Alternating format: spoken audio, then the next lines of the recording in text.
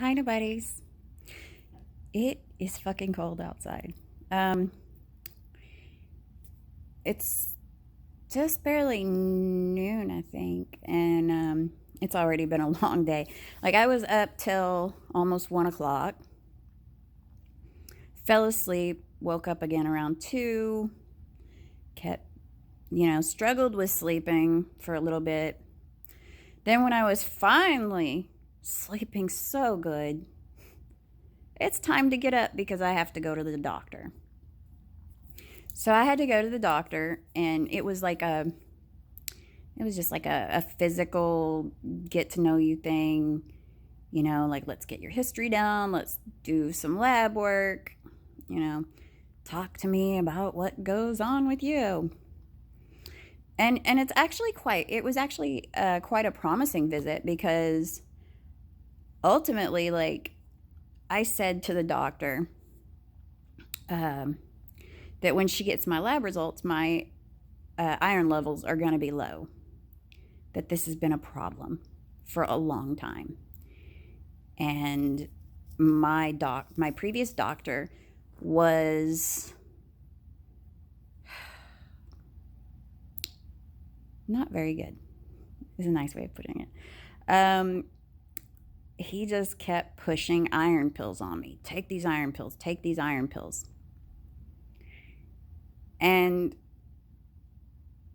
I needed those results to show consistently low iron because my gynecologist does not do blood work there. Or at least they don't do like blood work to check. Like I think they do OB services and probably do draw blood on like pregnant women, but they weren't drawing blood on me to get a a thing, or she just felt like she didn't need to there. But they told me about ablation, and here's the thing: once you've got your tubal ligation done, um, the only thing there's only like a couple of options you've got if you don't want to have a period. You got the depot shot, which insurance won't cover if you've had a tubal ligation. Um, and it's not cheap. It's I think it was around like $150 every 3 months, which isn't super bad when you think about, like, hey, I don't have to have a period. But over the course of 3 kids, um, and being on depot here and there, sometimes you'll still get periods. Sometimes the depot shot does not completely shut that down. So, okay, that's not covered by insurance. There's getting a hysterectomy, which is kind of an unnecessary surgery if you don't need it, you know. Um, and it sends you into early menopause. And then they've got ablation, which can stop menstruation or lighten it, if you bleed heavy. Um, so, it was really good to hear my doctor today say, why keep treating the symptom when you can treat the problem? She was completely on board with um, doing everything that they can do to get this procedure done for me so that my iron levels can come up, so that I can keep my iron. you know, I have my whole life. It seems like my whole life, if I was bleeding, I was anemic. If when I was on depot, sometimes I was anemic. I would, because I just naturally don't. I guess I don't eat a whole bunch of stuff that would raise iron. Um, Even taking the highest amount of iron that I could take, I was still failing those iron tests. And the doc just was like, well, I can't give you more. You sure you're taking it every day? Yes. Yes, I am sure. You know, This has been a problem my whole fucking life. And the way I see it, it shouldn't even matter. It shouldn't even matter. Because if I were a man, if men had periods or whatever, like if men had to do that and then they said, okay, well, I got my vasectomy, why the fuck am I still doing this? What's the point? Why am I still suffering? That's what ultimately it is. If you can stop somebody, they're saying, hey, I'm not having another kid. I am tired of Mother Nature putting up wallpaper and then tearing it out every month. That's the easiest way to put it. How about we make sure Mother Nature can't put up any more wallpaper? So there's no wallpaper to tear out. Maybe we'll get like an egg drops, that's it. Because honestly, do I want like everything removed? No, I don't. Because I'm terrified of hot flashes. Hot flashes are a trigger for my anxiety. So the idea of being thrown into menopause early is scary to me. And to boot, there are things that women can take to help them through menopause, or things that can be done, but insurance will not help. Once again, if this was a man problem, because I'll tell you what, they look at it like, oh, well, that's natural and everything. If a dude's pecker will not get stiff, or he cannot maintain an erection long enough to complete the deed, how often are they looking at, well, maybe we could put you on different medication. Maybe it's your diet. No. The doctors are like, oh shit, we got to fix this right now. Your quality of life is extremely affected. Honestly, it's like, really? This guy has to be able to have sex and complete it in order to function? That's a thing? And oh, he's got to get this penis pump. He's got to have these pills. And even the pills, which have been shown women can use them, especially women, like Viagra. I have known women who take antidepressants, and it's common knowledge that antidepressants cause sexual problems. It can either, some of those sexual problems are pretty bad, like not being able to get an erection, not being able to get off. Like somebody seriously not being able to ejaculate is a side effect for some people. So, it's a known thing. And I've known women on antidepressants who have taken Viagra, and they swear up and down it is a miracle drug. It is great.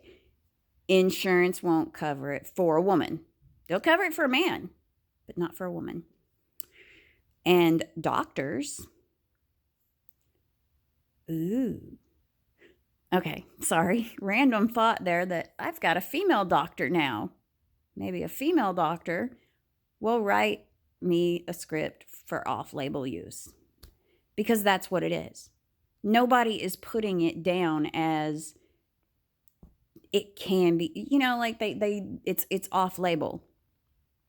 And the reason why it's not something that they're doing is because Viagra for women, they don't think they're going to make money off of it.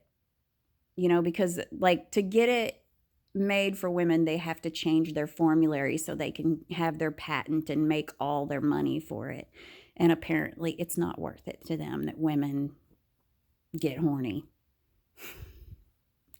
Because that's basically like, I can honestly say that I am never sitting around and I'm just like, damn, I'd really like to be fucked right now. Never happens. And I would like to feel that way. I would like to feel that way without somebody having to come up and approach me, and I'm sitting there as they're approaching me going, do I want to be turned on or not? Because that's basically what I'm asking myself. Like, and if I don't feel things, do I want to be bothered? Because that is how it feels to me. It's like, is it worth the trouble? Because I might not get off. And even if I do, it's like, well, that's like a whole process. And is that even worth it? I mean, and I know I'm not alone in that. I know that there are other women in the world who probably feel the same way. They're having sex with people because that person wants it, not because they want it. Because they're sitting there going, take it or leave it. Or they're like, do I want to work hard for an orgasm, or do I want to just fake it? Or do I want to try, and am I willing to accept the disappointment if it doesn't happen because I get some random thought? I mean, there's so much that could be done for women that is not being done for women, or insurance won't cover it, or whatever. And it's bullshit. If a man can get a fucking penis pump put in pretty damn quick, because, oh my God, that's an emergency. And a man can get so many Viagra a month. And trust me, all he's got to do is tell his doc, I'm not getting hard, or I can't maintain. Like, he doesn't even really have to prove it. Doc's like, here's you a script for Viagra. And I mean, God, if he's taking an antidepressant, boom. A doc's going to be like, oh, yeah, that's a side effect. Here you go. Here's a script. And that's bullshit. I mean, honestly, I'd like to take that 3-day thing. I'm like wondering, like the 3-day thing. What was that one? It's not Viagra. I can't remember. But the 3-day one, the 36-hour pill, I'm like, hey, that's like a whole weekend. How does that work for a woman? Because I've known women who take Viagra, but not the other one. So I'm like, does that mean for 36 hours? Well, that's not 3 days. It's not 3 days. It's 1.5 days. Well, the 36-hour one, is that woman like sliding across the floor like a dog? Is she sitting on the washing machine and during the spin cycle? Like, is she? I want to be like that for a day and a half, and I'm sure a lot of women would. And guys, male doctors, this is a no-brainer. You would make so many men happy if their wives were horny. I mean, if their wives are sitting there like, ooh, the washing machine's on the spin cycle, there's dudes that would definitely be sending you gift baskets, for thank you for giving my wife this miracle pill. I mean, because, hormone changes too, like after having kids, and just, I mean, come on. If you're all about helping dudes out, you're gonna prescribe this for a guy to help him out. You're gonna do a surgery on somebody to help them out. Replace a dude's missing dick with his thumb to help him out, because God forbid he can't have sex. Why not help him out by helping his wife out? I mean, because I cannot speak for dudes, but I think that the sex is so much better for the guy when the woman is getting off. When the woman is getting hers, she's going at him harder. She's more into it. He feels like more of a man because she's showing that I'm really into this. You know, it ain't just that morning wood wake her up and she's just like, okay, and pulls her pants off and just, yeah, baby, that's good. You done? See you later. Love you. Bye. You know, I mean, it's a whole lot better when she's into it and she's like, like y'all are like all over the fucking bed. I mean, come on, give the lady a pill. You know, there'll be really happy dudes all over the place. But it's obviously a man's world because there's a lot of shit that's not being done for women. It sucks to be a woman. You know, I mean, the only advantage we've got is multiple orgasms. And really, that depends on if we're into it and if they're doing things right. If a dude isn't doing things right, you're not getting multiples, so your advantage is gone. I mean, like, if you can't get him to move the way that he needs to move, it's just a waste of time. This is why.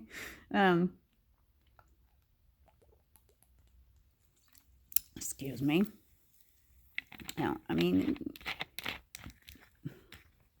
do no harm. Does it harm people? No.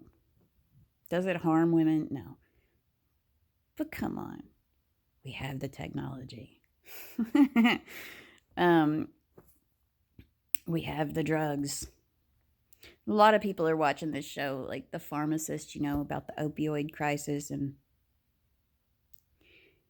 guys, there's always going to be an opioid crisis. There's always going to be drugs that are being abused. I figure you just keep a lid on it. You know, I mean, like, that's Big Pharma's fault. And they're really laying it on the doctors. They're really laying it on the addicts.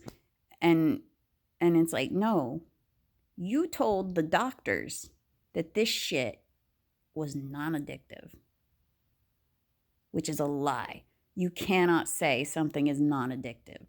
Red Bulls are addictive. Caffeine is addictive. Nicotine, you know, there's tons of stuff that we put in our bodies that is addictive. Sugar. You know, I mean, there's a lot of food addicts running around, you know, that are like, I need cheesecake. You know, I mean, we are a nation of addicts, especially in America. Because you would be hard pressed to find a single person in America who isn't addicted to something. So it makes sense that if you've got a pill that kills pain, people are going to be addicted to it. If you prescribe a pill that chills someone out, you know, anything that's controlled is controlled because it's addictive, because it will produce, you know, but you take like gabapentin. Gabapentin can produce a reaction, or for those of you who don't know what gabapentin is, it's also called Neurontin.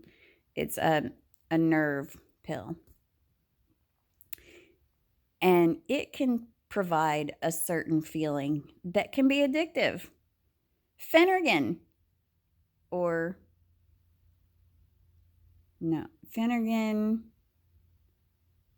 which is promethazine. It's an antihistamine, but they use it for nausea. Makes you really tired. Kills the nausea. I can see how that would be addictive. Anything that's going to make you sleep is going to be addictive, but it's not a control. But it could easily be addictive. You know, you got Xanax, and, you know, you got your benzos, your opioids, your, you know, it's another group, NSAIDs that are, I don't think tramadol is an NSAID. But anyway, you know, the blame needs to be put on the people who said this is non-addictive.